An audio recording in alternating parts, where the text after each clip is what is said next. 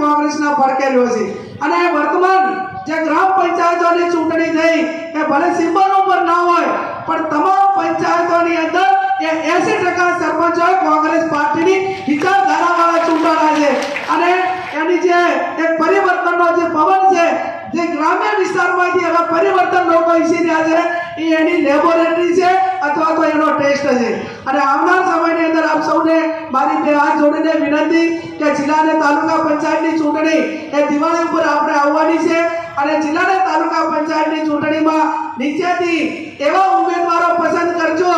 કે થોડા હશે તો ચાલશે, કદાચ પરિણામ થોડા ઘણું વીક આવશે તો ચાલશે પણ જીત્યા પછી કે મને તો આટલા આપે છે અને મને તો આવું પદ આપે છે ને એ લોકો જોડે ને પાર્ટી જોડે ગદ્દારી કરે એવા લોકોને ના છૂટતા કે એવાની ભલામણ ના કરતા એવી પણ આપ સૌને મારી વિનંતી છે।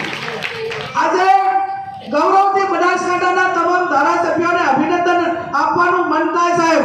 કે ભરતસિંહ સોલંકી સાહેબ અને શક્તિસિંહ ગોહિલ સાહેબની રાજ્યસભાની ચૂંટણી હોય કે અનેક વખત જે બનાસકાંઠાના ધારાસભ્યો હોય કે બનાસકાંઠાના કોંગ્રેસનો હોદ્દેદાર હોય એ આજ સુધી બનાસકાંઠાના મતદારોને નીચે જોવા એવું એક પણ કામ નથી કર્યું, એક પણ વેચાણો નથી અને એક પણ પાર્ટી કે લોકો સાથે ગદ્દારી નથી કરી, ચાહે જિગ્નેશભાઈ મેવાણી હોય, ચાહે કાંતિભાઈ ખરાડી હોય, શિવાભાઈ હોય, અહીંયા નતાભાઈ હોય કે તમામ 2017 થી કરીને 22 ધારાસભ્યો હતા, ઘણા બધા મોટા પૈસા વાળા અને બીજા બધા હતા એ વેચાઈ ગયા પણ અમે તમને ક્યાંય નીચું જોયા એવું નથી કર્યું એ વાત તો મને આ બધા ઉપર ગૌરવ છે અને આવનાર સમયની અંદર એવા મજબૂત કોંગ્રેસના કાર્યકરો આપણે જીતાડીએ કે જે પ્રજાને વફાદાર હોય, પાર્ટીને વફાદાર હોય, એ પોતાના વ્યક્તિગત સ્વાર્થ માટે નહીં પણ સેવા માટે